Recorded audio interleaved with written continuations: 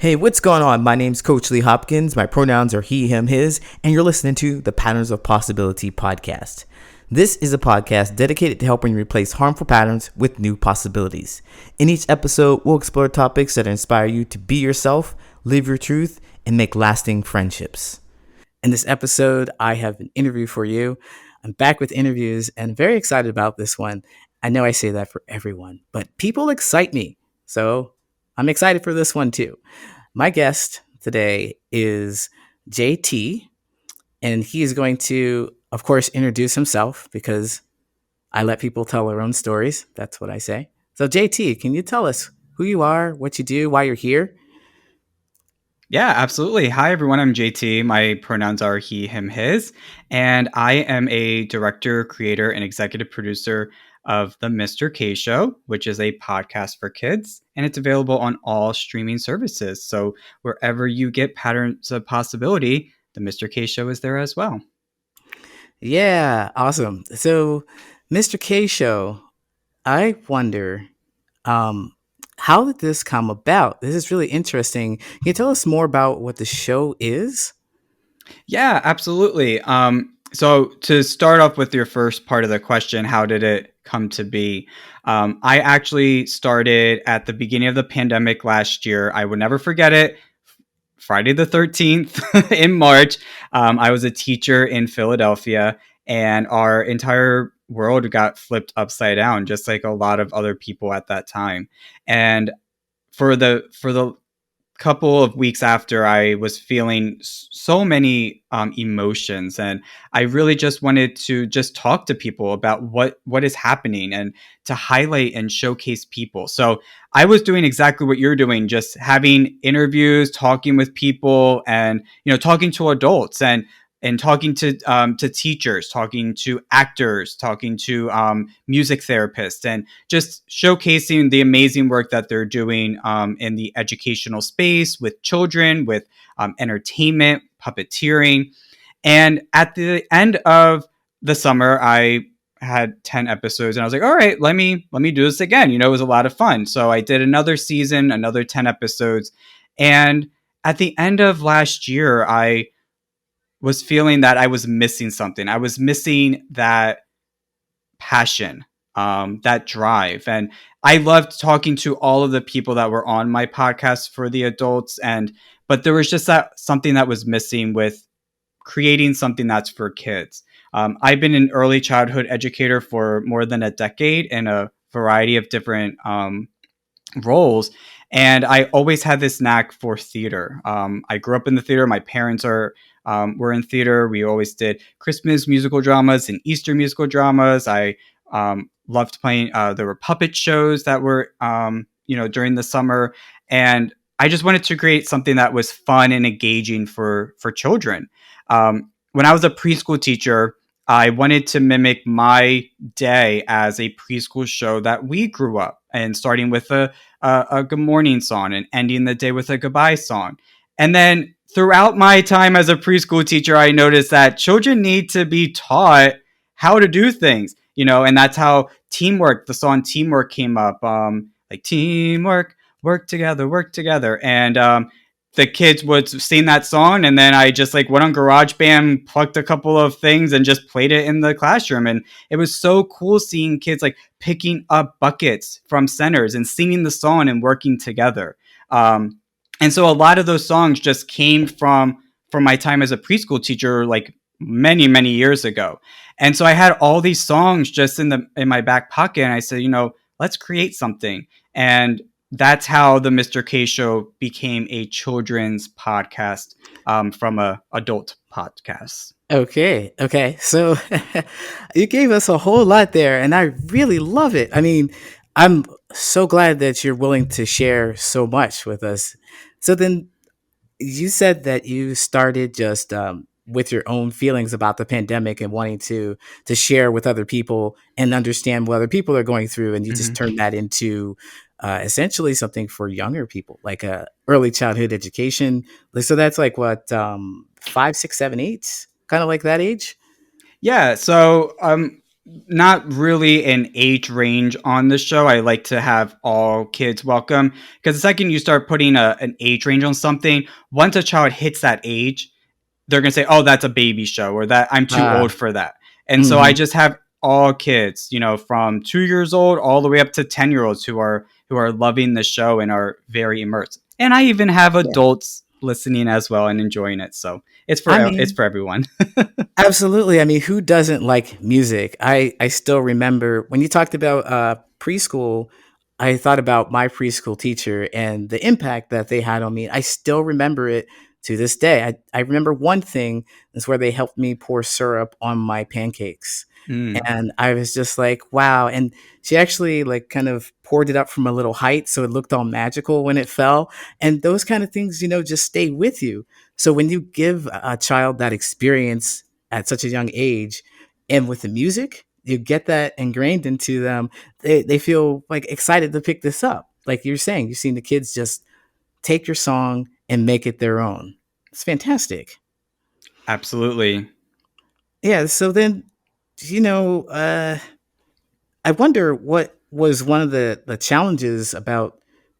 I'm curious about the challenge that you may have had with, like, I don't know. You said that it came pretty. I'm thinking it came pretty easily to create these songs, to come up with stuff. I mean, do you have a backlog of items or things, songs that you've had, but um, things are constantly changing in our world, and so adapting those to younger people, like they're using technology, whereas 10 years ago they're not. They weren't really Hmm. as much. So I wonder, how do you adapt to some of the more recent challenges for kids? Because this is all about helping them understand kind of how to navigate through life, right? Absolutely. And the lessons and the values that we're showcasing are universal, and they're from Hmm. generations to generations. And so a child could listen to this 10 years from now and it will still be applicable into what's happening.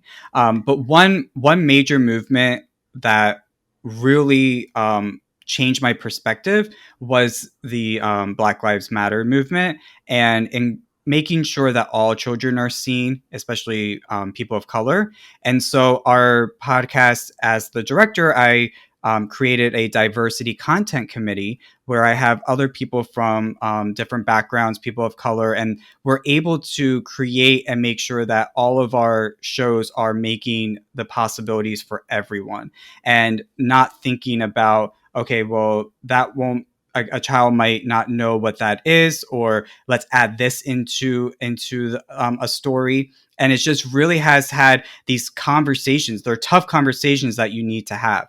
And so that is one specific area that we're definitely going to be continuing into season two. Just making sure that all people from all backgrounds are seen and heard. I guess heard because it is a podcast. Yeah, So, but we but definitely get it. one part that we do allow is, at the end of each episode, we have a show and share where the king of sharing comes out, he sings his song, and then a real life child comes on and they get to tell the king of sharing anything that's happening. And children at a very young age, the smallest minute things are really big in their lives. So one kid said, I like to do flips on a bouncy house, and I said, or the king of sharing said, cool, who did you like to do it with? Or they did a baking challenge, or I have a dog, I have a cat, like the smallest things. But it's just allowing for children to have a platform, to be seen, to be heard, and to make our world even better by hearing Yeah. and listening from them.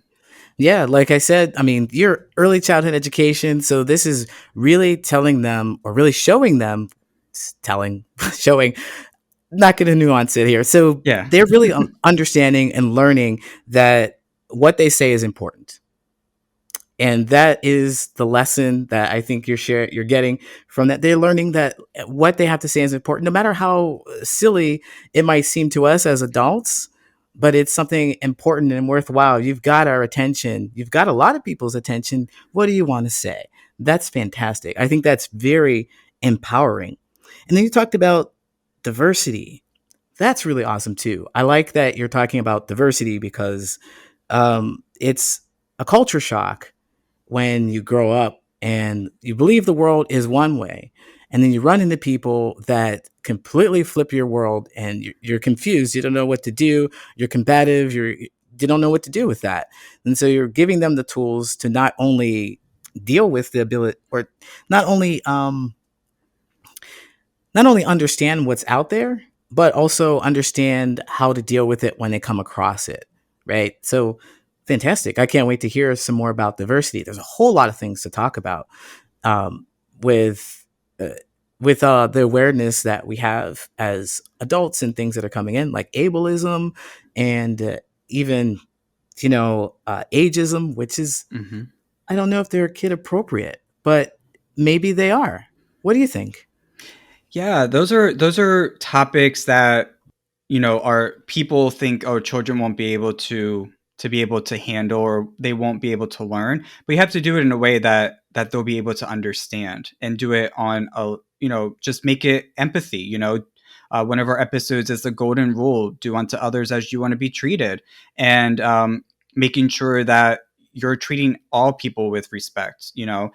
That's such a great point you brought up, Lee, regarding ageism, because once people reach a certain age, it seems like, okay, we don't want your ideas anymore. Oh, you can't handle technology. Oh, we don't want you. And then it seems that people are being thrown out, and younger people are being brought in, and so that's why we. Our podcast has people hired who are, of all ages. Everyone is welcome, as long as you're able to produce and to create at a high quality level. Then everyone is welcome. But those are really great ideas, and good values that we can definitely explore more in our seasons to come. Yeah, absolutely. I mean, there's no shortage of things to learn. We're constantly learning every day. So that's fantastic. So then I want to know a little more about you. So you talked about how you got into this, but why the passion of teaching kids? What drove that passion? Yeah. So from a very, very young age, I remember, like, the age of 2 or the age of 3, I would always stand super close to the TVs. And back then they were like super tiny, and you had to stand close to actually like feel like you're immersed. And so I always just remember watching like Mr. Rogers and Sesame Street. I was a huge Barney and Friends freak. I wanted to be one of those kids. And that's another reason that I loved Barney Friends, because it was children of all cultures, all backgrounds, even on Sesame Street. And so, in the back of my mind, at the age of 2 or the age of 3, I clearly, distinctly remember thinking, if I broke this TV, I could jump into the TV and be a part of this show. I could be one of those kids. And that has been ingrained into the back of my brain for forever, basically. And my mom was a teacher, was a middle school teacher. My grandfather was a music teacher for 30 plus years. My aunt was a second grade or first grade teacher for forever. And so it's kind of in my family, and I always love education, and always having this connection with children, being able just to talk to them like they're human beings, not baby talking to them, just asking them how they are. And I think that from a very young age, I was babysitting, and being a part of like children's ministries, and making sure that they feel included. And it's just a really great thing that got me into the education space. At one time, I wanted to be an English teacher of high school. And I remember after a semester, my mom's like, no, like, you're really Wow. great with little kids. And that's kind of the path you went. So thanks, Mom, for pushing me down that avenue, because who knows, I would have been a terrible English teacher in high school. That's Oh man. not my niche. So Yeah, it doesn't sound like it. It doesn't sound like it at all. I mean, I when I picture English teachers, and if there's any out there, I'm sorry, but I picture it as more dry and more matter of fact. There's probably not much singing. So, uh, thanks, mom. some That's rapping, right? Right, you can rap some oh poetry yeah. and stuff. That would be cool. Oh man, that what was that movie uh Gangster's Paradise? Is that the No, that's the song, but there was a movie. Wasn't that a teacher that kind of came to the high school and Hmm. did all the things? I don't know if she rapped or not. I've never seen the movie, so I don't know. But that would have been you. It sounds ridiculous even saying Yeah.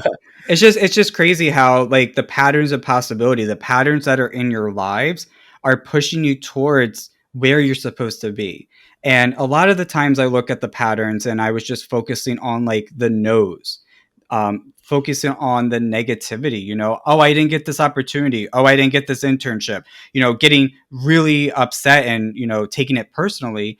And then I had to train my brain to focus on the yeses, to focus on the good, you know, who is going to say yes, who is believing in you, who is going to be able to Mhm. push you and guide you. And Yeah. all these people have been moving me along, and I'm noticing all these patterns of these possibilities that are endless. And the world is your oyster. You just have to find that path and just stay dedicated. Yeah, so it's just very natural for you to do the teaching and music because that runs in your family. It's a huge influence on you, and you work. I don't know. I guess when I'm curious though. So we talked about the patterns, and I'm always looking for one in someone. When I talk to them, I'm like, well, what led to this? To led to that, and so I'm curious. Like, you've had the ability to or access to teachers music, so you learn music. When did you start actually like kind of targeting specifically to young kids? Was it something that uh I'm looking for, I guess, like what happened after 2 years old? What happened after 2 years old? Yeah. Well, that's a great question. I got immersed into theater, into musical theater. At the age of 4, my grandfather was teaching me piano. And so that kind of led me down the path of music. And, I, instead of watching like preschool television shows, I would be watching like The Sound of Music or Mary Poppins, like these really long musicals, but I just loved them. I remember for my 4th birthday, or I guess it was my 5th birthday, I was in preschool, and instead of bringing in like a Barney tape, I brought in The Sound of Music, and we watched The Sound of Music, and I was the only one watching it, but it was just something that I loved, and so I really always have wanted children to have a love of music and to have a love of theater. I remember going to my first Broadway musical was The Keen and I, and I think I was like 5 years old, and my parents tell me that we were like way up in the top, but I just remember like watching the entire thing and just being like speechless because it was my first experience of being able to immerse myself into that culture. And so Hmm. that is part of why I am so interested in children and into teaching, but also creating things that are for children because I want to give them that same experience that I had. And they might not be able to go to a Broadway play, but I want to give them that same level of quality and do it in a Hmm. fun and interactive way where they are learning something at the same time. Yeah, that's what I picked up too. I picked up the so specifically looking at the idea of talking to children as if they are regular human people instead of baby talking. And it sounds like that's what happened with you. Like you just got people just treated you like, oh, you're just a person, but you're smaller. And that's it. And everything you say is valid. Hey, I'm going to share some music with you.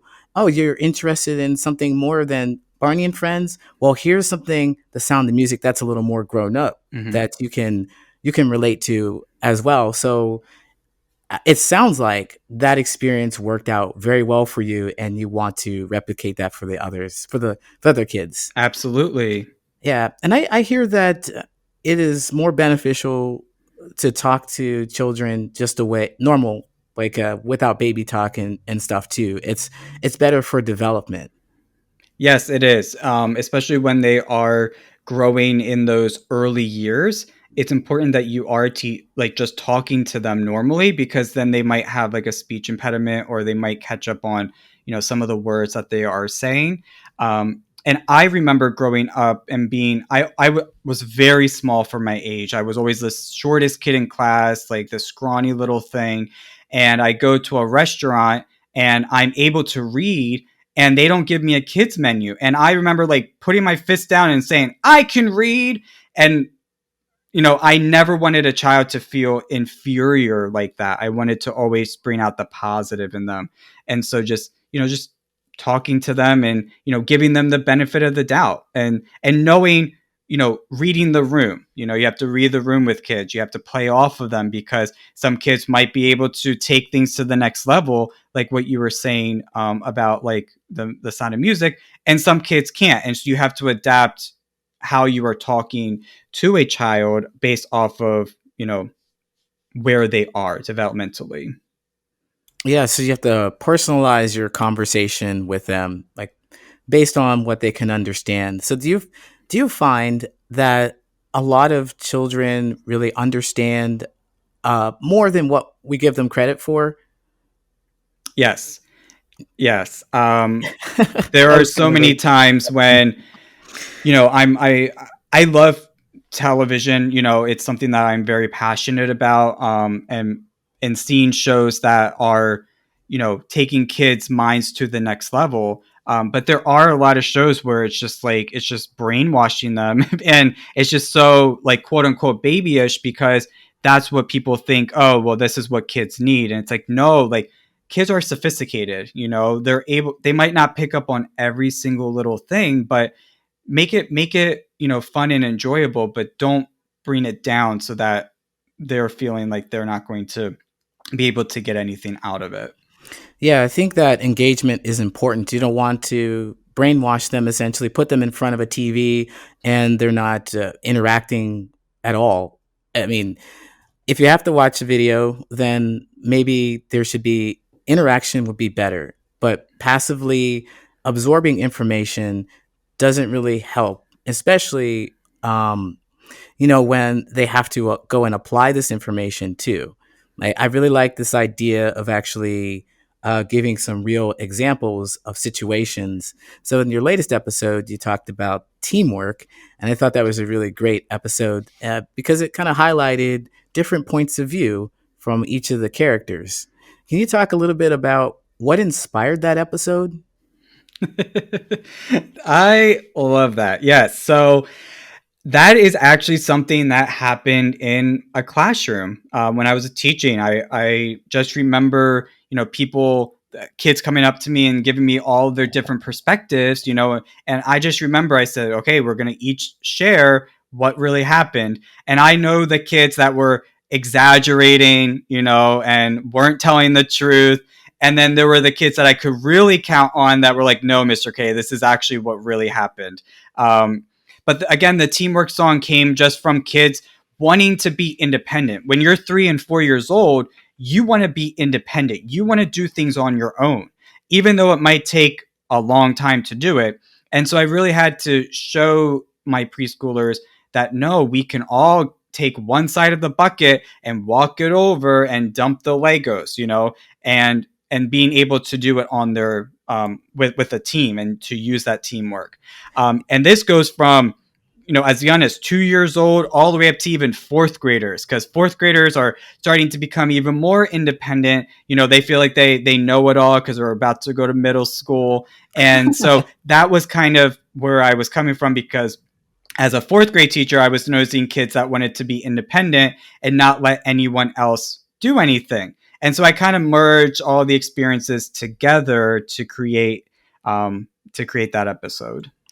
I like it. I like it. So I'm curious again about the way this went down. So I want to understand, is it that you got the kids together and you asked them all in front of each other, what was your experience? What was your experience? What was your experience?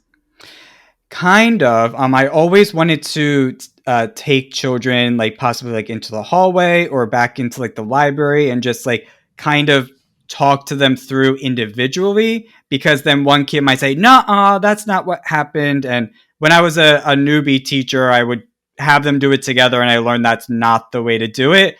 Take them aside, have them draw a picture, while they're waiting to share their story.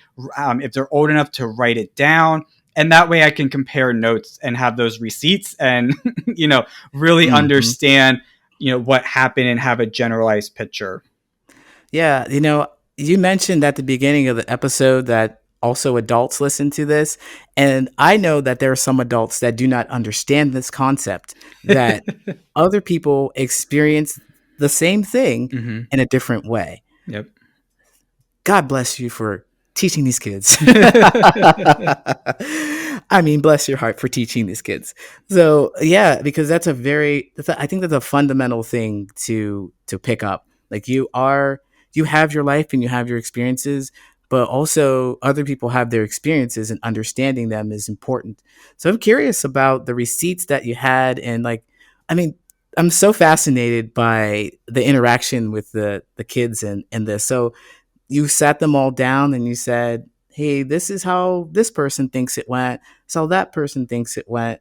I know that you said that initially you got them all together, but after you learned, what was the most effective way to kind of share each other, make them aware that each Hmm. other had different experiences? Yeah. So I would, like what you were saying, start out having them together when I was, starting out as teaching, and it wasn't getting anywhere. It was just turning into fights. And so I learned that I just asked the question, what happened? What happened? And that is a question with so many different answers, and that way they're just able to explain what happened. And a lot of times, even as adults, we want to have the chance to be able to explain what happened. We don't want to be accused of something that we didn't do, or something that didn't happen Right. because the person was told one thing but it was not the truth. And so even as a leader, I've learned to ask those questions, what happened, those Exactly. kinds of things. Yeah, definitely. Because even though you may have said something one way, it could have impacted another person a completely different way. Hmm. And feeling accused is definitely something we don't want to do to anyone. We want to get the truth, and that because that doesn't solve anything. That doesn't help resolve any problem. Pointing the finger. Now we know what the problem is. Let's go tackle the problem, not anything else. Right. And So, it's hard on a podcast because, one, kids have to use their imaginations and they're listening, and two, you have that time crunch. So I had to create it where each kid was just sharing, at a time, and there wasn't any arguments, but I really wanted to share, no, this is what could happen if if you share. oh So yeah. Yeah, that could be one for the parents to understand. Hey, just don't make that mistake. yeah. So I really like that you create a safe place for these kids to share their stories or share their experience with you. So that starts off right away. Like as a teacher, they're like, you can talk to me about anything, and here. So what happened? Let and also you said that you know some of the behavior of the kids, and you could kind of pinpoint who is making a little more exaggerated and people who are more reliable and Mhm. so forth. What made you so dedicated to emotional intelligence and teaching kids that? Yeah, social emotional learning, or SEL as they say in the education field, is very, very important for children to learn how to handle their emotions. Growing up, we weren't taught how to handle our emotions. We were just taught, just, don't share your feelings, just suck it up. And it's just very important how children are developing anxiety, and they're developing depression at record ages now.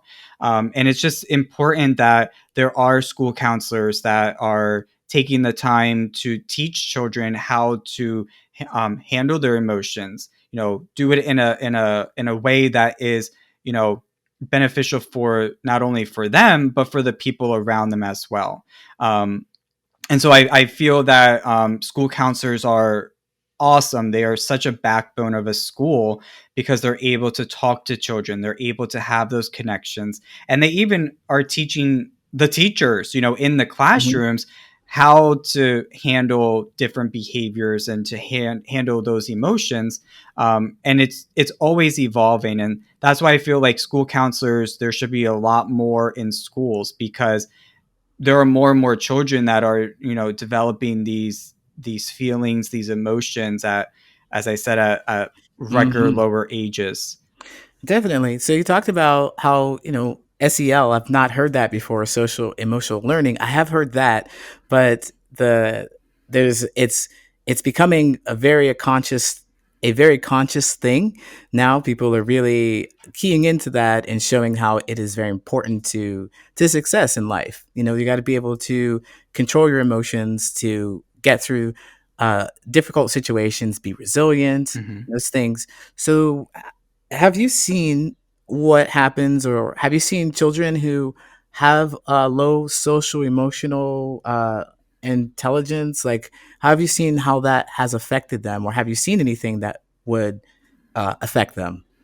Yeah, so working from literally from 2 year olds all the way up to 10 year olds, and almost every single grade level, there are children that have a low social emotional awareness. They don't know how to handle all of these emotions that are happening on a daily or even an hourly basis. And so just using a toolbox that you can have in the back of your mind, going to professional developments that are, how to handle children that have anxiety. What are ways that you can help a child with depression? And that's where the safe space really comes into play, where you're not there just to teach a child. You're there to really just invest in them. And it's a lot easier for early childhood education because you are with those kids as a classroom teacher, all day, every day, except when they go to lunch or to specials. And so you do create those connections and you get that awareness for children. You also have to model it yourself personally. And so Yes. if I'm feeling upset, I'm not going to start lashing out and start screaming at the top of my lungs. I'm going to take a deep, calming breath because that's what I'm teaching the children. And so it's very important that you are being the model. I always use the analogy of when a child is screaming at a store or a restaurant, everyone around is not looking at the child, they're looking at the caretaker and how they react. And so it's very important that you, as the adult, have the autonomy just to take a step back, take a breath, and then start using different strategies for your child. Also, using positive behavior is essential. As I said before, you're focusing on the positive. Praising them for doing a positive act or a positive deed that they did. And also, if you have other children, praising them for doing a positive behavior, and that might change the mindset of a child and thinking, oh, now I need to mimic this behavior because that brings, you know, attention from a caretaker or from a teacher. Ah, I see. I see. Yeah, definitely that the scenario of the child screaming in a restaurant or a store grabbed my attention because now I do think about it and I think about how the parent is treating them. And people of my age, I'm almost 40, people of my age and maybe older would say, "Oh, you need to whip that person, need to whip them because they're being so bad, and that caretaker has no idea how to raise kids. They're a disgrace and all that stuff." But we found that that's not really helpful, right? Right. Because then you become fearful. You start becoming fearful of making the wrong move. You're always like walking on eggshells, and that's not how you should have with a child. You need to have a positive connection, a positive relationship. But you also don't want to be walked all over by a child. You have to have Absolutely. this distinct barrier, like, no, you need to be firm with them, but also need to be fair with them as well. Oh, firm and fair. I like that. Yes. Yes. So that sounds like a mantra to live by with kids because they definitely need boundaries. They don't know as much about the world as we do. They depend on us to help them and guide them through it. So definitely we want to be fair and we want to be firm to help them be strong. Um, So then, with the emotional intelligence, you have done a lot of extensive work. It sounds like you've done extensive work because you believe in modeling in front of the kids. So, I mean, that must have taken quite a bit of time because I know that uh, just dealing with a few kids here and there can be difficult for many people, but you do this all the time for young ones. So how did you do that, or what did you do to get that experience? Yeah, so I went to a teacher preparation college at a small liberal arts college in Philadelphia, and I had great mentors, who helped with behavior management and really just taught the positive way of how to handle these emotions. And then once I stepped into the actual classroom, I was, using, a clip chart, trying to praise them. And then I found the awesome app Class Dojo, which each child gets an avatar or a monster, and then they get rewarded points for doing positive deeds. So being respectful, being a role model, you know, having good manners, and each child can have a different goal, and then at the end of each week or the end of 2 weeks they can cash in those tokens for prizes, just as a positive reward for them. And that was such a game changer, going into my first few years as a official certified teacher, because previously I was like a preschool teacher, a preschool assistant, um, and so as having like my official classroom. And then I went to Penn State for my master's in special education, and that's when I started to start thinking about how do I handle those behaviors that are extreme.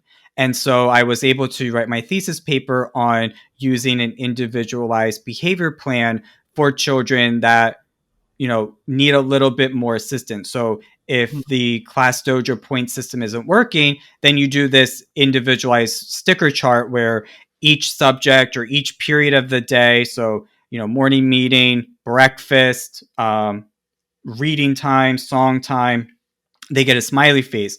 And then after a couple of smiley faces, they get to do 5 minutes of whatever they want. And Hmm. kids love that because it's taking ownership over their emotions and over their behavior, which is great. Yeah. So many wonderful things about that. It definitely the autonomy, I'm learning something and I'm gaining something. I can clearly see the benefit of what I'm doing. Like if I behave this way, the positive reinforcement, I will get this I'll get these tokens and I'll get this free time that I want. And then wow, with this free time I have my own responsibility. And so Hmm. you teach them how to be responsible. So a couple of things I caught in there though about emotions, the positive emotions. So you talked about the way to deal with emotions in a positive way. So I'm thinking about somebody who is like full of anxiety, or maybe because anger is so easy to pinpoint, someone who's had a tantrum. So what do you do? What do you do? What would you do in that situation? That's such a great question because different people handle it in different ways. It's all about the relationship with the child. So the day one, you have to make that connection. You have to make that positive relationship with that child, because then once they are having a tantrum, you're able to get down on their level. If they are shorter than you need to get down on their level, look at them directly in the eye, and talk to them in a positive way. What happened? Going back to that question, what happened? Are you feeling? And sometimes they're so uncontrollable, and they're not able to pinpoint how they're feeling. So I have like a feelings chart where it has all different feelings, and then they're able to point to which feeling they are, and then I'm able to talk them through that feeling. Now, if they're still unable to control, then that's when I might have like a dean of students who has a positive relationship, or a school counselor, and then they're able to come in and give more services and interventions, on the spot immediately to assist the child.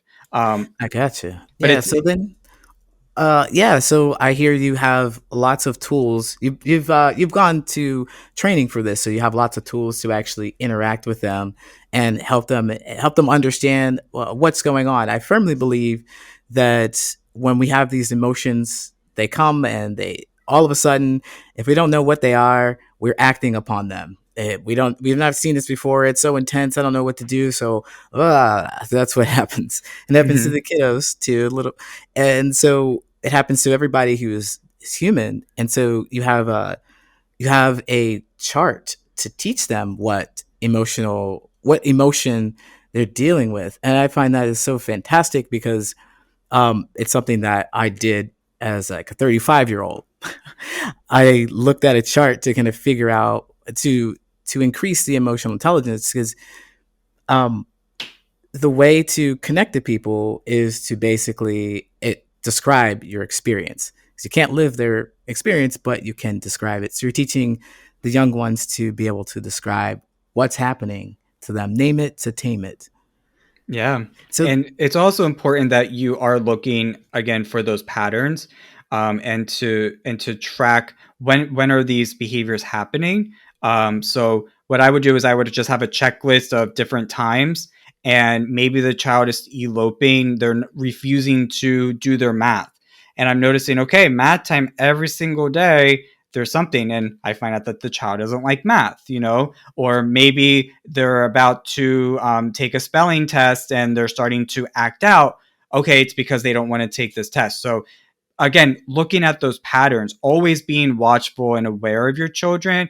And I know it's easier when you're a parent because you only have a few kids, but when you're a teacher of 28, 30 second graders in a small classroom, you know, you really still need to be paying attention and aware of those behaviors.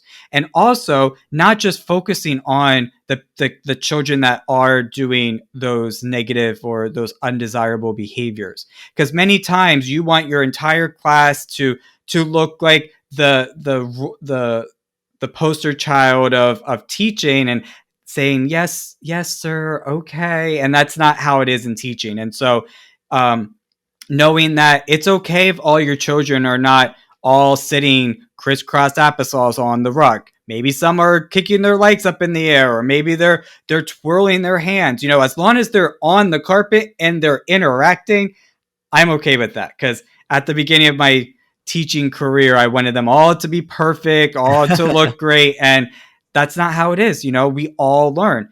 You know, Even as adults, when we're talking, like right now, I have a pencil in my hand. It's just one of my quirks. I always have to have something in my hands and, drawing or things like that. And so I've taken that and allow kids, to draw when they might be bored, because it's giving them something to do instead of them running around a classroom and hitting other friends. So always focusing on the positive, but also intervening when you know that a trigger is happening for a child, and try to avoid those triggers and giving them as much notice as possible.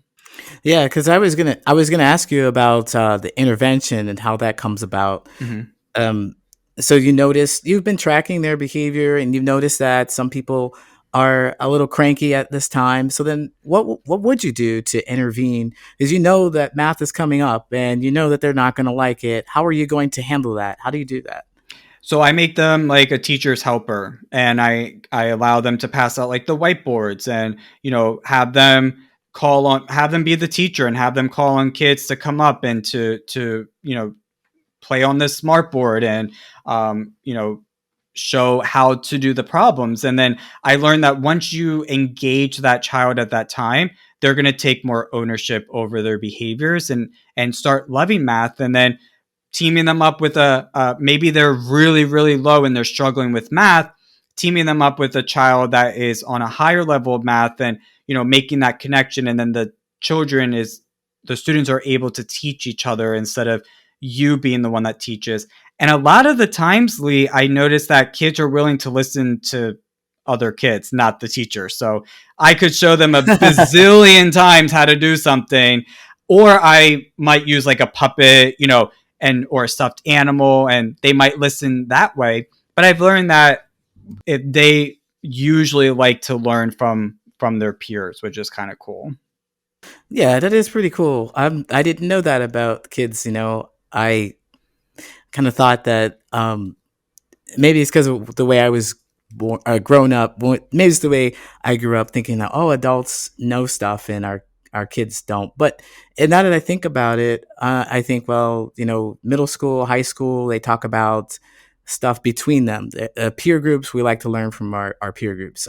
Our elders don't know as much as we think, or they think, so we roll our eyes at them. And the Hmm. kids don't know as much as we do either, so we roll our eyes at them. Right. So yeah, that definitely makes sense. Again, you have to read the room. Some kids Hmm. don't want to be with another child; they just want to be with the teacher. And so you have to play off of how the kid is feeling, and use what's best for their learning strategy. So then, what are some of the things that you do to enforce the positive behavior, like reinforce the behavior? You said that you see them doing something good or good or bad. Let's remove that because I don't think that's in your vocabulary either, right? Good or Right. bad? So the Yeah. the good you usually, but when they are having a temper tantrum, you do need to label that undesirable behavior. So we don't say bad Yes. behavior, we say undesirable, because I'm looking for the desirable. And so Hmm. what you do is you have to just say, wow, like just the littlest, smallest thing, like, wow, Nino, I noticed that you're sitting crisscross applesauce on the carpet. Way to be a role model to our class. And just that positive way is just like, oh, he's noticing me, oh, I'm going to do this more often because it's going to get me attention. This might be the only time a child in their day has a positive interaction with an adult. Some kids might not have an adult in their home because they're working 2-3 jobs, and it's an older sibling that's taking care of them. And so just again, modeling a positive relationship with that child, and just talking to them. Don't always have to talk about rules and procedures, but hey, how was your weekend? What did you do? Hmm. Share. How's your baby sister? Oh, she's crying again. Oh, you must be so tired. I understand. How Hmm. about you go sit in the library, get a stuffed animal, and just relax for 5 minutes. Just really show children that you are invested in them, and then they'll be invested in you, and then you'll have this level of respect for each other. Definitely. I really like that you talk about investing in the children, and it just really it changes the way that even I think about how my interaction would be. Because if I'm investing in something, I'm really hoping to see it grow and nurture and see that whatever I do for it uh, leaves a very positive and powerful impact on it, not just teaching them. And it's like throwing something out there and like, well, if you get it, you get it. If you don't, you don't. But investing is something that's completely different with it. Yeah. So, And that teacher, Lee, that you were talking about with the syrup and, drizzling it and making cool, she invested her time to do that. And that has made a lasting impression on you for all of these years. And so it mhm. could be the smallest little thing to a teacher because we're looking at the big picture, but to a child, it means the world if you just spend one one moment, to do something. So you never know the impact you have. You just got to keep going because you do make a lasting impression on children. Yes, yes. And, as we start to wrap up here, I do want to touch on this idea of good and bad and desirable and undesirable. I believe that good and bad invite shame, and shame is kind of is difficult. It doesn't really. I don't think it helps with being open.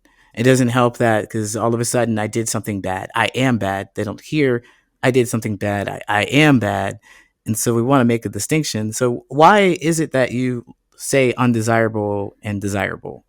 Because it's what you are expecting from that child. You are expecting this behavior.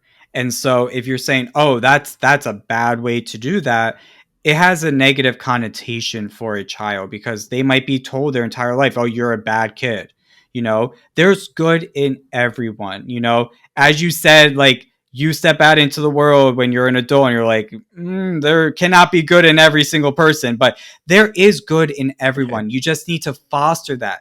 Again, creating those relationships, because you are expecting to have this positive behaviors, and that is what you are desiring for that child. And so when they're doing the opposite, that's an undesirable behavior, because they are able to change their ways and to change it to a positive means for them. Yeah, and when I think about that too, think about desirable, undesirable. So it's about them getting what they want out of the situation. So if they want, to be acknowledged, then throwing a temper tantrum isn't going to get them the kind of attention that they were looking for. They want to be acknowledged, not so much. So, do you desire to be acknowledged? Then do the desirable behavior to make that happen. Right. And if you see a temper tantrum and you give in to them, then that child is thinking, okay, well, I can get away with this if I just, throw a temper tantrum. I'm gonna get whatever I want. And then that carries into your adulthood. So it's important that you're not always gonna get what you want in this Hmm. life. And again, that's where that distinctive line of, I'm not, I'm not just a friend of yours, but I'm also going to be your superior, kind of, and guiding your mentor and guiding you through this crazy thing that we have called life. Yeah. Well, Mr. K. mm, Well, Mr. K, this was a fabulous episode. I really enjoyed our conversation. And although we talked about children, we really are talking about people. Everything that we said here can be applied to an adult. We can talk about desirable and undesirable behavior without calling them good or bad. We can develop relationships with them. With day one, we can understand how they feel. We can not accuse them of things. We can do all these things. We don't have to just do them for children. But I mean, wouldn't it be great if they learned it sooner rather than later, right? Absolutely, So, yeah. so Mr. K, can you tell us where we can find you? Yeah, the Mr. K Show, a podcast for kids, is available on all audio streaming services. You can go to mrkshow.com and you can find all the links there. Probably where Patterns of Possibility is, you can also find the Mr. K Show. So once this episode concludes, you can just go right over and search the Mr. K Show. Absolutely. And so I do have a question though. Do you recommend it? Can you recommend an episode? Like which one is a good one to start with? I say start from the episode one. It kind of guides you through who the different characters are, but you can jump into any episode. So if you're noticing that your child or your students are having a difficulty of teamwork, then play that episode for them. Or giving thanks, play that episode. A big one that I was our season finale, which is I Can Do Anything, and telling kids that they can literally do anything if they just don't give up. They have that perseverance. So whatever you're noticing with your children, maybe they're having low self-esteem, start with episode one, which is You Matter. And every episode, Mr. K, I end the episode saying, always remember you matter, because everyone matters in this world, no matter who you are or where you come from. That's right. Everyone matters. I love that. Thank you so much for sharing that. And I have listened to a few episodes. I enjoy them, and like I said, are they are pretty high quality too. It's not just like a song, but you actually have sound effects and story with them too, different voices. Yeah, so we have four voice actors that do our voice acting. We have an audio editor. We have a Hollywood composer who helps with the songs and the scoring.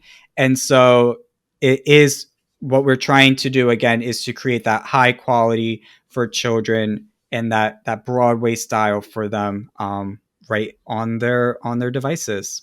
Yes, absolutely. It'd be memorable and something that will stay with them for all time. I mean, if you watch Barney, you know the cleanup song. Do you That's know it? right. I still know it. I still We know could. it.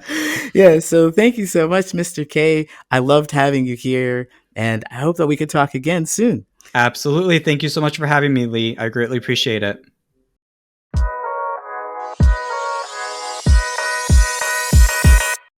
My name is Coach Lee Hopkins, and you have been listening to the Patterns of Possibility podcast. You can find me at patternsofpossibility.com and on all social media at Patterns of Possibility. And as always, I want to encourage you to be yourself, live your truth, and there you'll make lasting friendships.